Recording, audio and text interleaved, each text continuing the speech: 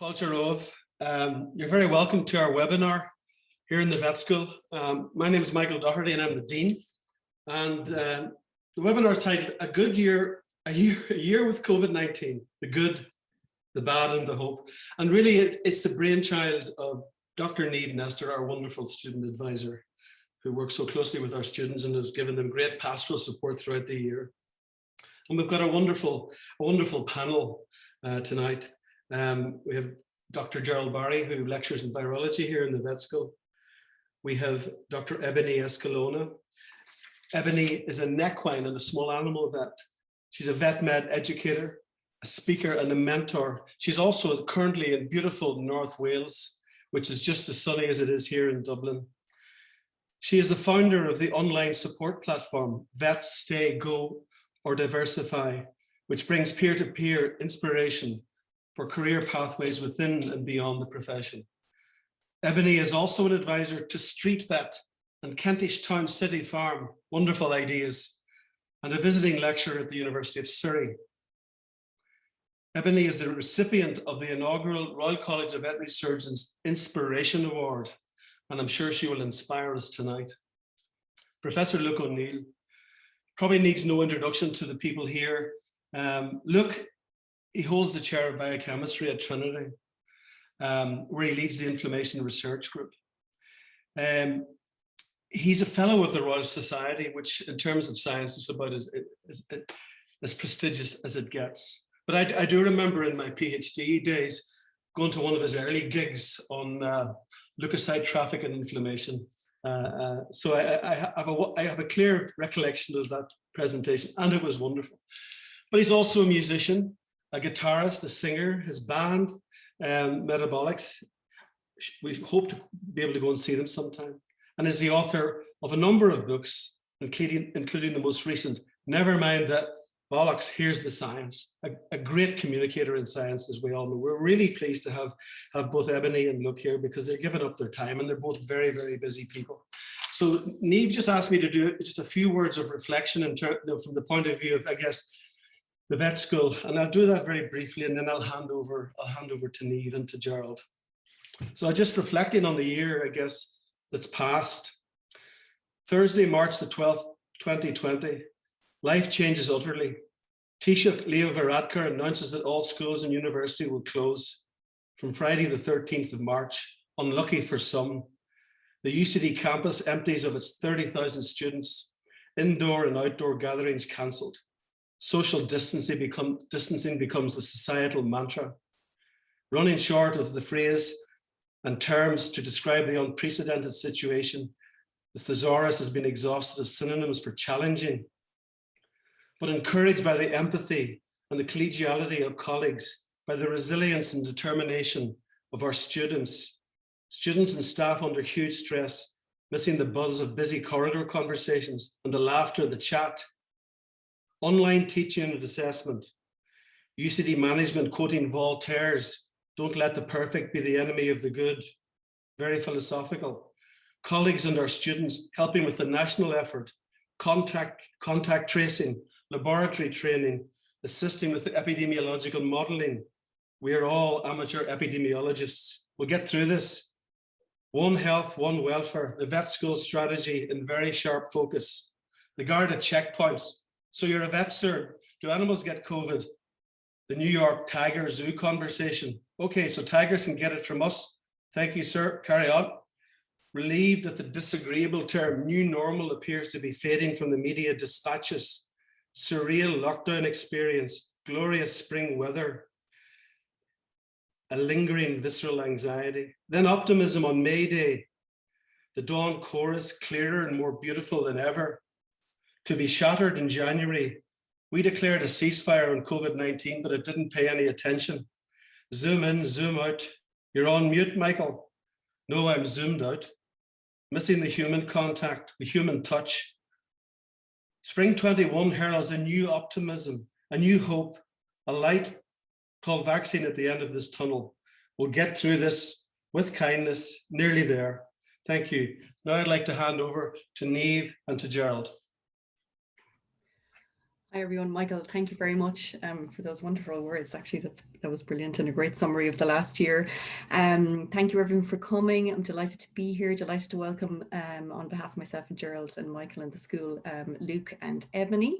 So without further ado, we're going to kick off. Ebony and Luke, my first question is for both of you, but maybe Ebony, I'll go to you first. Can you tell us about the last year? How has it been for you?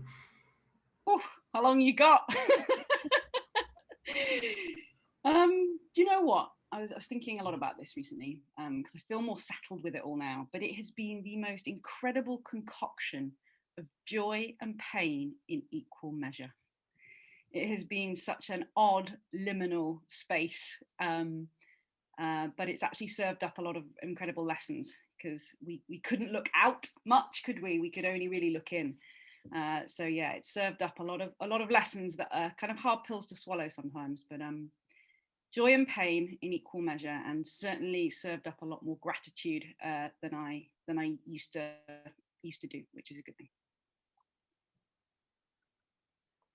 Thank you, Ebony. And Luke, what about you? Lord, well, where would you start with that one, Nathan? I think we're all dumbfounded, aren't we, in all our lives, because our lives have changed so hugely. Remember early on, actually, probably as Michael was saying, back in March last year, it became clear every aspect of our lives were affected by this, weren't they? Everything from birth to death.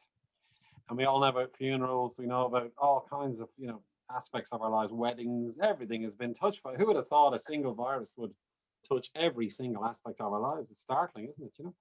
And then the more than the rest of us, you're just trying to get through it and hope that there will be an answer, hope there'll be a light at the end of the tunnel, as Michael said as well. And of course, because I work on COVID myself, I've got 4 projects in my lab actually working on COVID. We work on the inflammatory end of it and trying to develop new anti-inflammatory agents. And that was very galvanizing back in April, May last year when we switched 3 of my PhD students actually, and one of the postdocs, we switched them into COVID research.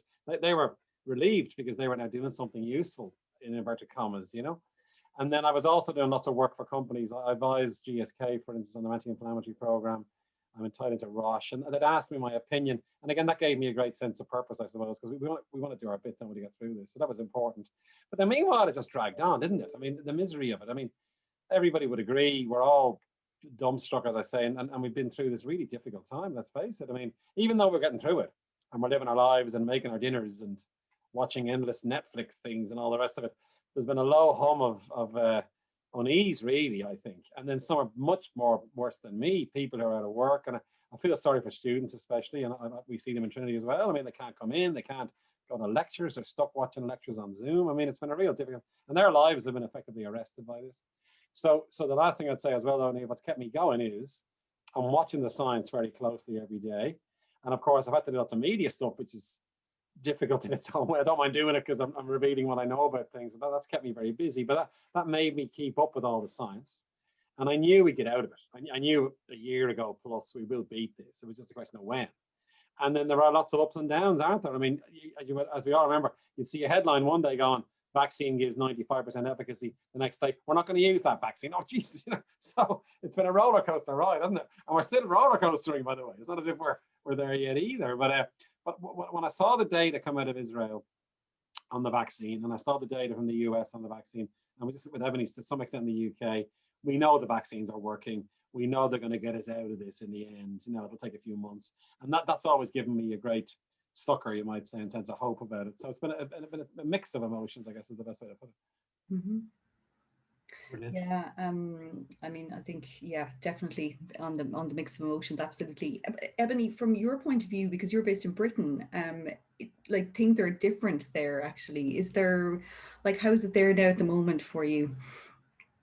Difficult for me to say actually, because I live now so remotely rural that I don't see anyone, so I'm just hidden away. But I did start the beginning of my lockdown journey, in London, and I actually in London, if I'm honest, it kind of seemed like nothing had really changed, which actually bothered me a little bit. Like sometimes feeling they're privileged enough to continue, and not believing the science. Some people.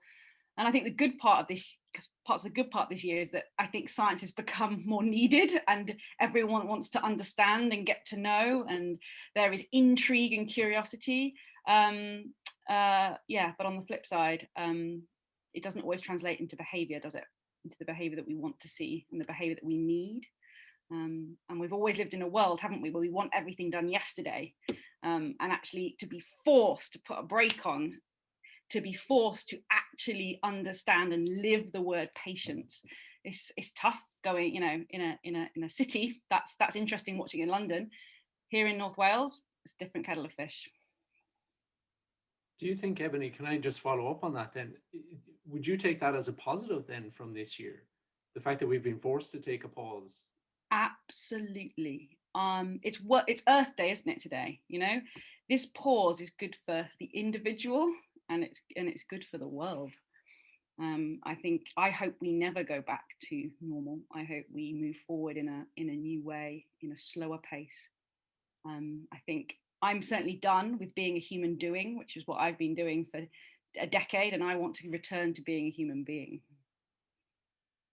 That's a really nice way of looking at it. I mean, Luke, would you take positives like that from this year? Do you think, well, you're probably busier this year than you've ever been, I'm guessing, with everything going on. Like, have you had a chance to take stock, take a pause? No, girl, I haven't. I'm doing about a 14-hour day at the moment, you know.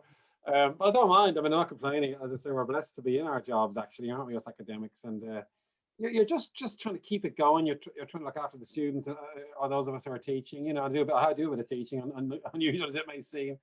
I was supposed to have a tutorial today, actually, with third-year immunology undergrads, but they cancelled on me because their exams are coming up in a month. You know, you just try to keep it going. I think the notion of what might change is a really interesting one, isn't it? I think first and foremost, a huge amount of science has happened. I mean, it's remarkable, isn't it? I mean, I keep using that word. There are 350,000 publications on COVID now. If you look at all the preprints as well as the stuff on PubMed, so amazing number of publications. All those are nuggets of information. And what I think is going to happen in that regard is the vaccine business is off like a rocket now, you know? And I know all the big pharma are obviously involved. They're going to regalvanize their vaccination programs, watch, and it's happening already. And what that means is we can anticipate vaccines for malaria, for HIV, for hepatitis C. They're the three of the big ones, and TB even, you know. So I said, now, it won't be easy, but I suspect we're going to see that RNA technology deployed. And you can be somewhat optimistic and think of other vaccines that are very important. Remember, COVID isn't the only infectious disease to harm us. I mean, imagine if we got a vaccine for malaria. So, and that brings me on to the notion of social equity, because this is a disease of the world, remember. And the WHO and COVAX and stuff, we've been banging on for decades that we should get vaccines into Africa, you know? And now we might actually do it, I think, because they will deploy the COVID vaccine in the developing world. They have to, partly for selfish reasons, because we don't want variants emerging, you know, but also for moral reasons as well. And that means there will be a very effective vaccination campaign that should apply to other infectious diseases. And then secondly, new vaccines will come along. So I'm very hopeful that will cause one of the big changes that we'll see. The second thing I'm hoping for, by the way, is the way now I know it's a bit of a truism about climate change, but we've seen what we can do if we slow down for planet Earth, you know? And I think I'll be traveling a lot less, which I'm sure will be a big upset for my wife, but I haven't been to a conference in a year. And I used to fly all over the bloody world. And I realized half of those conferences were a waste of time. And I'd be burning up those air miles, flying to Australia, you know, and I wouldn't learn very much anyway. And I enjoy it's fun, you know. So I can see us going back to conferences, but a lot less. And I can see us having these blended conferences that we're getting used to. I mean, I've been to so many. Like last week, I was at a big Keystone conference. I was supposed to be in Killarney, sadly. And that was a bit of a shame because 1,000 immunologists were due to be in Killarney last week, right? But it worked fine. We did it by Zoom or whatever. And then there was another conference I was on last week with MIT, actually, on sex differences in the immune system, a very interesting area, you know, sex differences between different diseases and so on. And that was all by Zoom as well, and it worked fine. So I think we do need to meet socially, though. We can't spend our lives on bloody Zoom, can we? So there'll have to be a blend of the two, you know. Now, can you imagine if all us academics and all the business people travel 50% less? That has to impact on the climate, hasn't it, you know? And then secondly, remote working will definitely continue. That's commuting, you know. I can see cities coming back into being wonderful places, by the way, because they'll be places for fun, you know. We want cities to come back for social reasons, not to traipse in there and do a job and go home again, you know. So I think we're seeing these benefits, and let's hope we keep. I mean, the worry I would have is, like all human beings, once the problem goes away, we forget about it, don't we? and we're reluctant because we want to forget all that awfulness, and then we go mad again. And let's hope we try to remember what's happened during this period and use it in a good way for the future. Yeah, it's so true. I remember organizing a conference a few years ago in Trinity, actually, and we flew a speaker in from New York. He landed at about 12. We taxied him for his talk at 2 o'clock, and he was back on a flight to New York by 5. Good God Almighty! I mean, it's at the time we didn't consider it abnormal, but now you look at it and you think that's just no. But Gerald, I'm an offender there. About 2 years ago, I flew to Australia for the weekend. And when I think of it, now the guy begged me to go. I was given a key. I had to boast, but I was given a keynote at the World Congress of Inflammation. He goes, I wasn't that, some other one. And he said, oh, please come. I was like, I'm very busy. He said, we don't mind, but pay for you to come and then you can go home again. I said, go to Australia for 2 days. But he was a mate of mine. And he said, oh, look, you're on the program and people want to hear you. So I did it. But it was outrageous, wasn't it? I mean, to go all that way and back is just stupid. I feel guilty, you know. So. I suppose, like, and that's a benefit, isn't it, of this year? It's a mind shift, isn't it? I mean, Ebony, have you found that? Do you think it's going to impact on the veterinary profession and how people operate?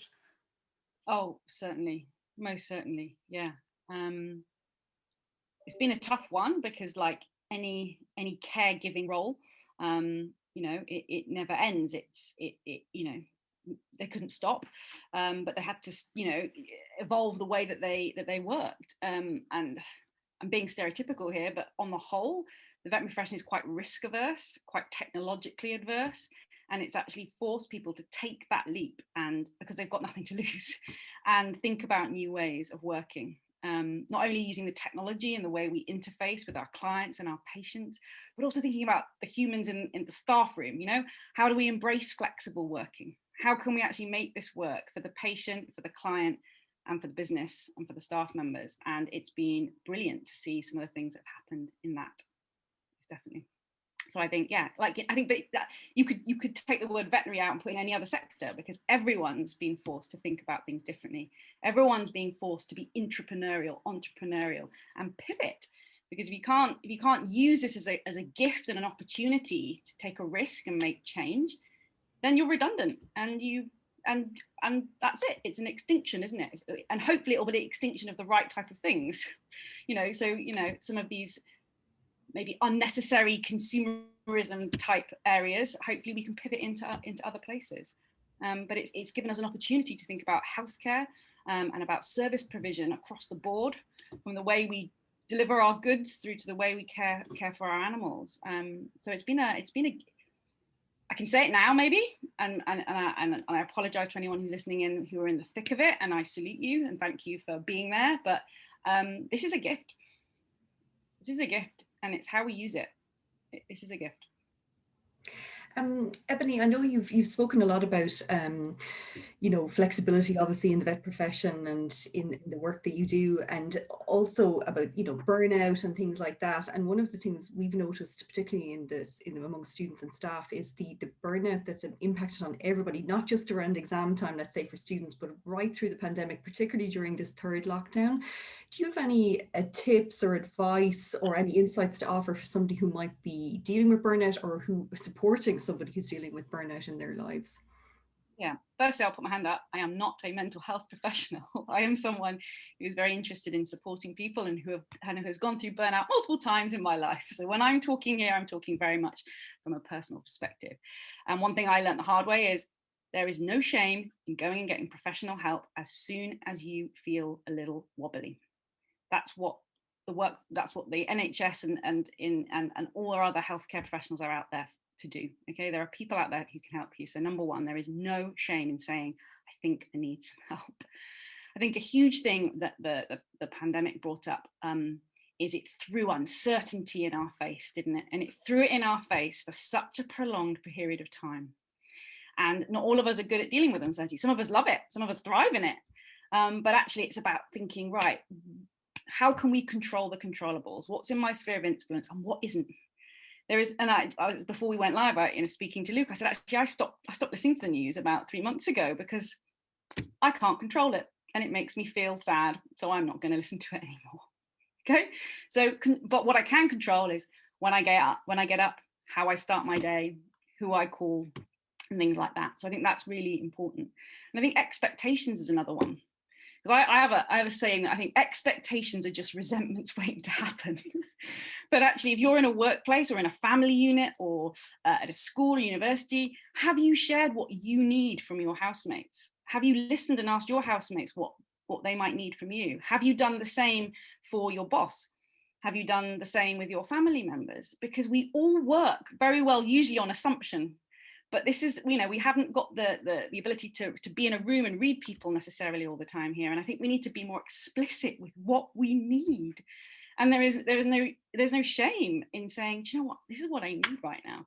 And sometimes you have to ask yourself that as well. So I used to be very critical and being like, oh, you're stupid, or why do you think that, or you should be doing this. I've tried to take the word should out of my vocabulary completely. So if you catch me doing it, I will give money to charity every time I say it today. Saying that word, the S word, actually, if you stop doing that and actually just get curious and just go, okay, that's interesting that I'm thinking this. What might it be that I need? Do I need sleep? Do I need to speak to someone? Do I need to eat? Do I need to go outside, step away from the screen and just feel the sun on my face? So getting curious and being the cheerleader rather than the critic. And I think that comes from curiosity. And that is a life's work, people. And it will be a life's work for all of us. And I'm just at the beginning of that journey. Thanks, Ebony. Yeah, I think the power of self-reflection is really important. Luke, can I ask you, are you nervous about life after COVID? Because I assume it's going to end. I'm really reluctant to ask you when it's going to end and get your predictions. But like, are you nervous about that? Do you think we'll revert to same? I think we're going to go through a period, Neve, of what you might call PTSD, to be honest, because we've been beaten up by this damn thing, And any of the students listening in and so on, you might think to yourself, oh, look, in July and August, I'm going to be going out and I'm going to be enjoying myself and having a great time. And many will now, but many will still be anxious because we've got this sort of memory of what's happened, So we've got to expect, I'd say, 3 to 6 months of a tough time of it psychologically for many people. And even though, like, it's a strange thing to say, but I've read this as well, and I'm sure Ebony has. You're reading things like, some people are quite happy to be at home and they can't have the guts to go back out again. And the analogy I give there, Neve, is you remember when you were in school and then the summer holidays came, you didn't want to go back to school, did you? And your dad or mum or guardian would go, oh, go on, go back. And 2 days later, you're back into it again, you're back in action, So we have this kind of reluctance to re-engage with the world. And I worry slightly that we're going to see that. And all we can do is encourage people and say, look, go meet your friend for a coffee. Try and get back out into things. You won't like it initially. You will be, and it's okay to be anxious and nervous about these things. You probably were before the pandemic. When you go to a party, you might be slightly anxious going to it. So it's a normal feeling to have, I think, is what I would say. I'm not that worried in the longer term. I think we will crave again, and once we get back used to socializing again and going back into lecture theaters and so on, we'll eventually get used to it and think, whatever happened there, It'll seem like a remote thing in a way, but we'll never forget it. I mean, this generation, especially if I would say, it's easy for us elf fellas in a way, because we've been through a lot in our lives and we're ramping things down a little bit and so on. But I think if you're in that age, if you're a student in university or in school, that's got to be the toughest. The two people I feel have been hit the most are that age, and then people who are older, actually, like in nursing homes, and the ones who are in their 70s and 80s, because they see their lives winding down, The younger people are going, but my life hasn't started yet. I mean, held back from having my life, So they're the two groups we should be most concerned about, in a sense. And again, it'll be a mix. Many will be fine, but we got to mind the ones who are having a tough time, really. And as Ebony has said, if anybody's having a tough time, absolutely put your hand up, because we all need help at different times in our lives, And I think one reason why the stress level is higher, because we're missing that social contact, which is a huge de-stressor for humans. Like if you're in a bad mood on a Friday night because Michael has given you a bad grade for your essay or whatever, you would decompress by having a drink with your mate, wouldn't you? Or talk to your friend, and that would relieve some of that. That's pent up now, and that's going to have a consequence. So nobody should feel in any way ashamed or worrying that they're odd in some way and that they're not behaving in a way that they would. I like optimally. It's perfectly understandable. The big mantra is cut yourself some slack, for God's sake, because it's been a horrible time these last 6-9 months, you see. So I'm sure if we just tough it out a bit longer and look out for each other in all these ways, I wouldn't be that concerned. It's something I've always wondered. Ebony, maybe you'd have some advice on this. So, like, as a student coming out, the graduates, let's say, and they're going into their first job and they're looking to impress, you know, how do they manage that idea of having to impress the boss and do as much as they can, or they're going out to do a PhD and they've got their PI looking over their shoulder, and they don't want to say, no, I can't do that extra shift, or no, I can't be on call at the week. Like, how do you manage that and balance that then with kind of mental health and well-being and keeping a good balance in your life? You don't have to impress anyone. You don't have to impress anyone. You have to show up and be yourself, because everyone else is taken. So there's no point trying to be anyone else. And it's about being honest. And it's about saying, how can I help? We often try and impress or try and do things we think, oh, that person will like it. But we've never actually sat down and say to your boss or your PI or your new employer, you know, what keeps you up at night? How can I help you? And I tell you what, not many people ask managers that question. And not many people know the answer to that question. And that gives you two things. It gives you something gives you something tangible and real that you can go away and do. But you know what gives more? You've actually showed that you care. And that's all that anyone wants. You know, no one remembers what you say, but they will remember the way you made them feel.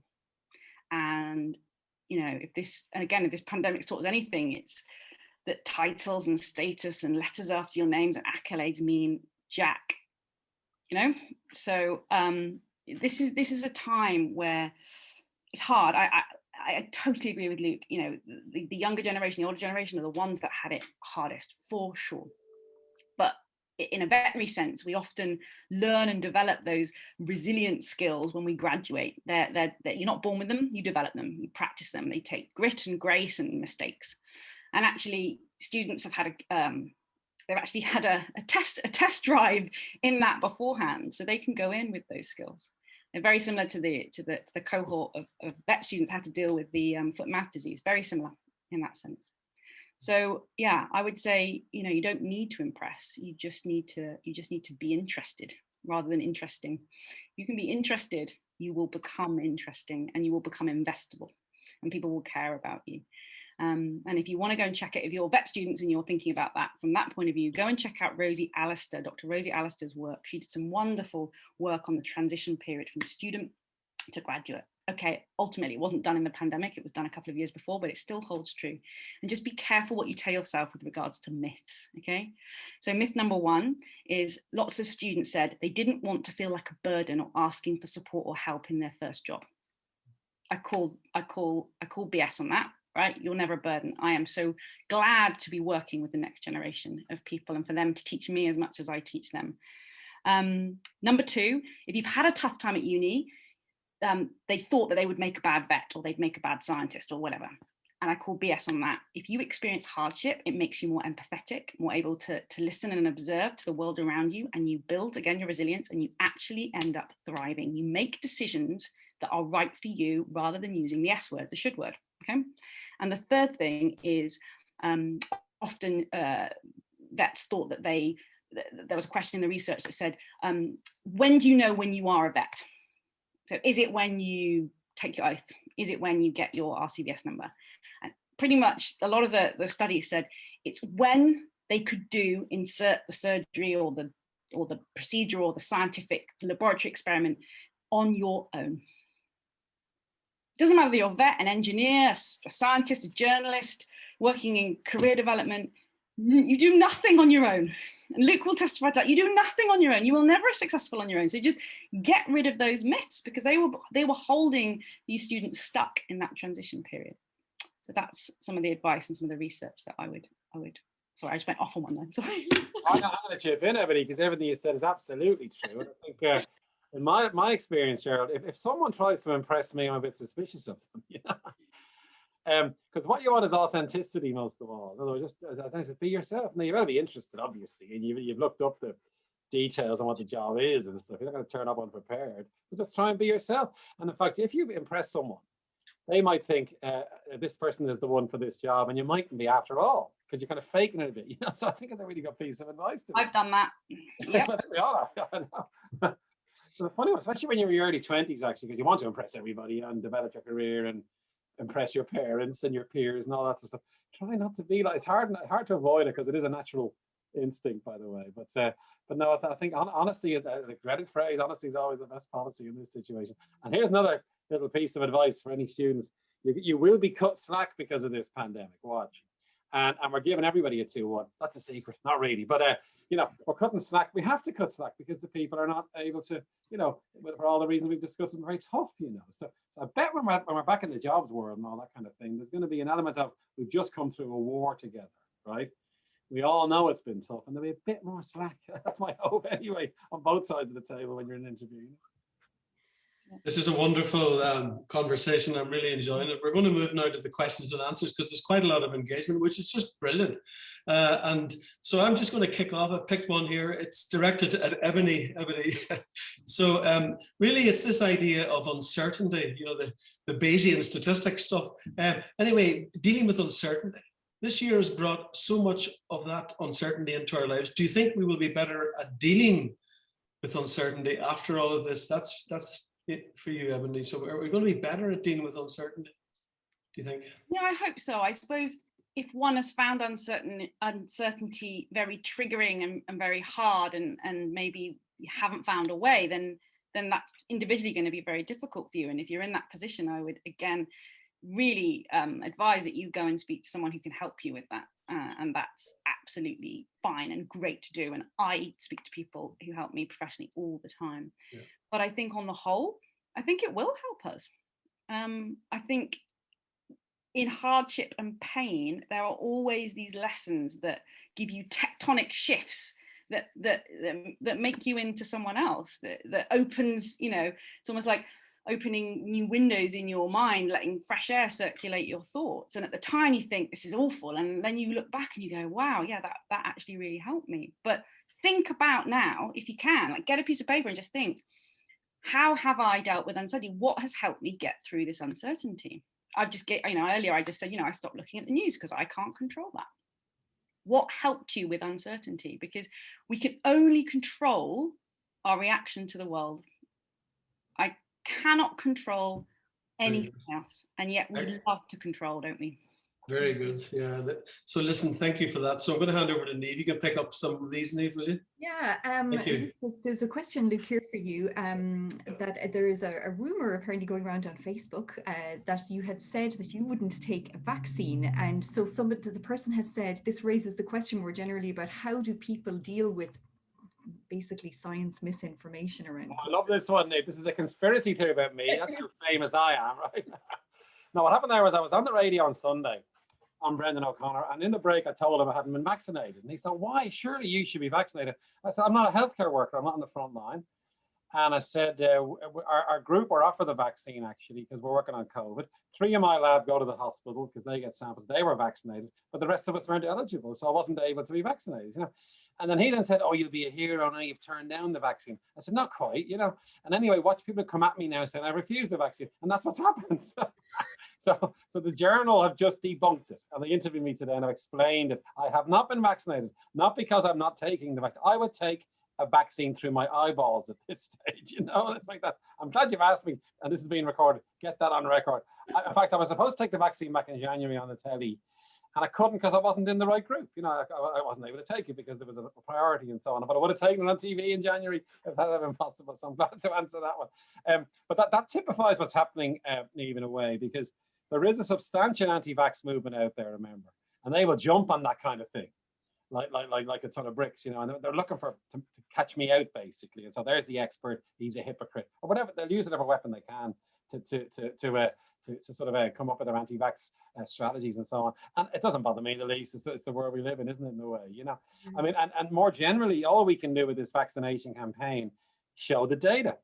Tell people, this is what these vaccines are. There are problems, and we upfront about the clotting, and that was great the way that came out, actually, because it was carefully examined. EMA said this is fine, So full transparency, get the data, and let people decide. Never mandate vaccines, never make it coercive. That's a really big negative, by the way. All you can do is try and win people over. And getting back to something Ebony was kind of saying earlier, it's not about you, it's about the community. Don't take a vaccine for yourself, take it for your community. And some people won't, and that's fine. If they decide not to take, that's their business, I'm not going to lock them up and punish them. That's okay. We're a free society, But it's obviously a huge topic at the moment, and have you ever seen the like of the vaccine frenzy. People are putting their arms out everywhere. You know, we thought it'd be harder to convince people to take vaccines. It's the opposite, you know. In fact, this morning I was on the radio, just to finish this, but then, you know, the Johnson & Johnson is a one-shot vaccine, right? And someone sent in a question, I'm not taking that, I want double, you know, which is a great sign, isn't it? Fantastic. You know? Actually, related to that, Luke, there is another question about, is there one of the vaccines that confers more benefits as such? Like, is there a hierarchy of benefits? Well, you get into terrible torture with that one in a sense, Niamh, because the numbers are different, obviously. We know Pfizer, AstraZeneca are 90% plus. We know that Johnson & Johnson 66%. Just compare those two for a minute. Those numbers are true, of course they are, but that was based on a controlled clinical trial. We know they're all very efficacious, let's put it that way. And you can't talk about confidence intervals on the radio, let's put it that way, you know, because it's always going to be plus or minus 10, 15, you know. And overall, it's a ballpark. The trouble is if you say that to an audience, oh, you scientists, you're not precise enough, are you? You know, so you get into trouble.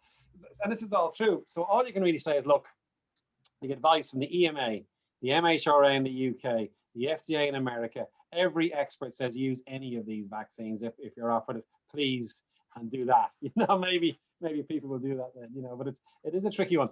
I think but the truth of it is as well is the Pfizer vaccine clearly is performing fantastically well. It didn't have those blood clots, rare and all as they are, you know, and the Israelis managed to get a full supply of it in. We'd all like to be like that, wouldn't we, in a way, you know, but the fact that we're not shouldn't put us off taking other vaccines. But it's a complex narrative that, you know, it's very hard to get the nuance right on it. And am I right in thinking, this might be wrong or might be right, don't Pfizer and AstraZeneca don't have CEO level vets at the top of their companies? I don't know, Ebony, to be honest. I think they both do. Now we're talking, you see, which is a nice little link as well. I think you're right. Yeah, that's very true, actually. Well, let's never forget the contribution veterinary medicine's made. The vaccine's been huge over the decades, you know? Yep. Yes, indeed. Can I pick up on that, actually? Because there's loads of questions in the Q&A and they're all very kind of sciencey, and I do want to follow all of those questions. But just to Ebony, I was fascinated by that last comment you had there, because I'm a scientist, I'm not a vet, but I teach in the vet school and I see vets and you know, or vet students wanting to be vets and vet nurses wanting to be vet nurses. But, you know, there's a huge world out there, right? And there's a huge amount of careers that these people can go into. So many opportunities and potentially even more now coming out of COVID. You know, is that something that you've experienced or would encourage almost people to kind of open their mind to these things? Absolutely. You have a science degree, which is a privilege and a blessing. But you also, you know, have a caregiving vocation, which is also a privilege and a blessing. And if you put those two together, and actually I think I saw in the comments, you know, will this change and challenge not only help us as individuals, but help the planet and the world? And I say, yes, it will. Because what the world needs right now is empathetic, evidence-based scientists and leaders and communicators who care deeply about the people, the planet, and the fauna and flora that live here. And vets and vet nurses and animal healthcare professionals are in the most privileged position to help. And you can help at the clinic side on a one-on-one, or you can help on a global scale and work in, you know, food security and fisheries and climate change and, you know, vaccines and startups and tech, you name it. We are so privileged to be able to serve the world. And I think every company needs a veterinary professional somewhere in its R&D department. It's a great time to be any of these things, Gerald. I was at a conference about 2 months ago, again by Zoom, and it was veterinary people and medical people talking about zoonoses, you know, and the whole notion of, and as we all know where these viruses have come from, we all know this in spades, don't we? But it's such an important question about the next pandemic. So that's one area. Yep. The other big one, I'll give you two little examples of how great veterinary medicine is. Now, this sounds like as if this is set up, but it's not. My brother-in-law did veterinary in UCD. He then went to Edinburgh to do a PhD, right? He got into tropical medicine. He spent years in Ghana working on cattle diseases, you know, tick-borne diseases. He then went back to Edinburgh to his academic post. He ended up then eventually in London in the regulatory body. So there's a number of careers there. So, and he keeps emailing me stuff on zoonoses now, which is great. Another quick example here. I love this one, Joe. So I've had a couple of companies, you know, over the years. And the CEO of my first company, a man by the name of Mark Heffernan, he leaves our company Upsona and he goes and forms a company called NextVet. in Australia, right? NextVet was taking humanized monoclonals and making them into versions for cats and dogs and farm animals. Amazing, you know. So you make a canine version of Herceptin for breast cancer. What a fantastic technology, you know. And he began going to all the veterinary conferences and all these sorts of things. Now, of course, you might wonder who can afford those drugs. I think the market's in America. But he, for example, you can give Enbrel now to dogs. Maybe Ebony will correct me, but there's anti-TNF drugs available now for pets, you know, who've got arthritis and all that. Now, there's a great example, isn't it, of immunology, veterinary medicine overlapping. So as Ebony says, there's limitless potential here career-wise, isn't there? Yeah, absolutely. Yeah, One Health in action, I suppose, isn't it? Yeah. Brilliant. So, I mean, Luke, on that, there's a question in the Q&A specifically to this idea of kind of, I suppose, the next pandemic or preparing for the next one. It's what surveillance programs could you put in place globally to identify and prevent new viruses from coming and following the same trajectory as COVID-19? One person who's very happy is Emma Teeling. I'll tell you that much, sure, because she's, you know, and she's very, as we all know, very eminent scientist, plugged into the bat community, fantastic sort of connections all over the place. I mean, they're looking at bats very closely, obviously, you know, and they're trying to sequence all the coronaviruses out of bats. That's an obvious one to start with, I suppose. But equally, there's bound to be an upsurge in looking for viruses in every species almost, you know, and just trying to spot what might happen next. I think the analogy I used, Gerald, is not a bad one. After World War II, remember, they invested billions in weapons because they were terrified the Russians were coming, right? We will be frightened there'll be another virus coming, and we should invest billions now in biomedical veterinary stuff to anticipate the next war. Like the job of a government is to protect its people. That's why all these nuclear deterrents were built ridiculously, you know? We now should be getting ready for future diseases. And climate change actually is a big part of that because these diseases are spreading often because we're going into territories or animals are spreading their range, you know, and that whole area then has to be really important for investment to anticipate the next step. Now, we hate talking about the next pandemic at this stage, it just worries people, but we'd be foolish not to prepare, you know, for future pandemics, I think. I always laugh like when I remember my old PI telling me that he was trying to hire somebody in Glasgow that worked on coronaviruses. This is maybe 3 or 4 years ago. And I remember in my brain, I was like, oh, that's interesting, slightly niche area, but that's okay. Yeah, and I used to meet them at conferences. See, the SARS, MERS guys, you'd meet them occasionally, you wouldn't even talk to them. You'd kind of avoid or even trying to get a grant to, to make a vaccine against the coronavirus, you know, prior to this was seen as a bit strange, I suppose. Exactly. Niamh, do you have a question there? I do. There's a couple of questions here actually about things that are happening in Britain actually, and whether or not it would be reasonable for them to take place here as well. So one question is that Boris Johnson has recently launched an antivirals task force that will develop treatments for the illness which people can take at home. And how would the panel feel about a similar task force being appointed in Ireland? There's a longer part there to the question, but it just in the Q&A, so that's just a quick summary. And also, should we do as the UK government are doing, issue vitamin D supplements to high-risk groups, especially during the winter months, given, you know, reports about vitamin D and deficiency in vitamin D among COVID hospitalization patients? Yeah, I can have a go at it. I mean, you see, we should be following the MHRA anyway. They're a very competent body, you know. So why I had a big beef about pausing the AstraZeneca vaccine, for instance, because I didn't think there's any point in doing that, to be honest. So, for example, there's very competent people in the UK at every level. The roadmap that the UK has laid out is brilliant, I think. I don't know if Ebony would agree or not, but it's very well measured. They're marking every few weeks, and a fantastic genomic surveillance is happening in the UK. And there's a minister for vaccines effectively in the UK as well. So I'm a big fan of all that kind of stuff, basically. I think it'd be great. The vitamin D stuff is a bit more controversial. I'm a fan of it.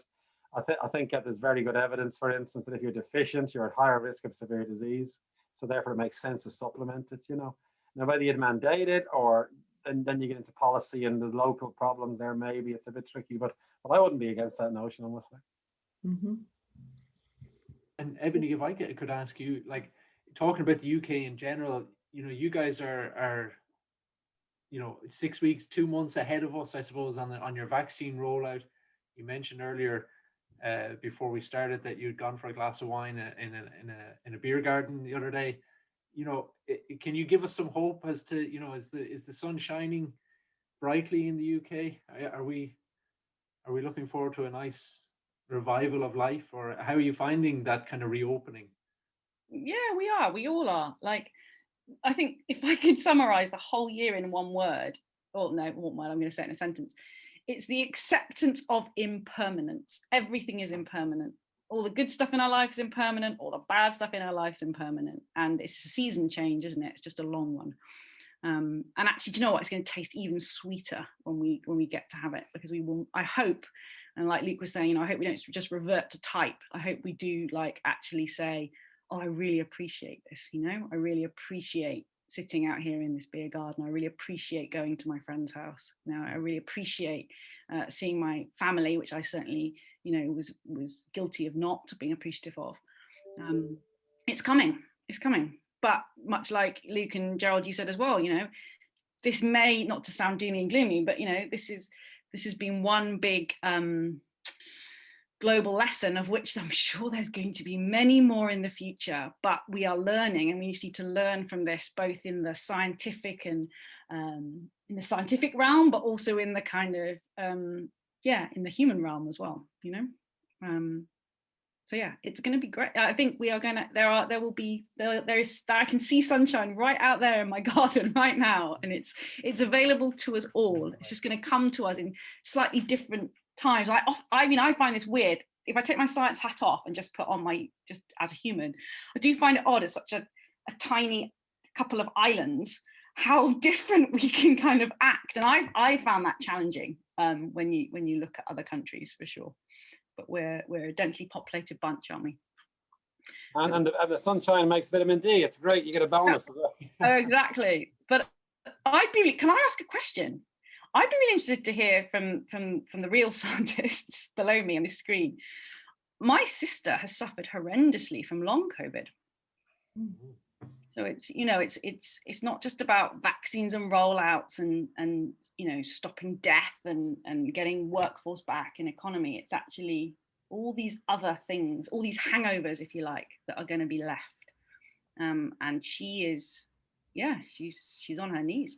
I know it's a striking development of this, really, in a sense, because you do, as you know, probably know, you get post-viral fatigue anyway with other infections. But there's something specific about this one where it does seem to be more troublesome in more people.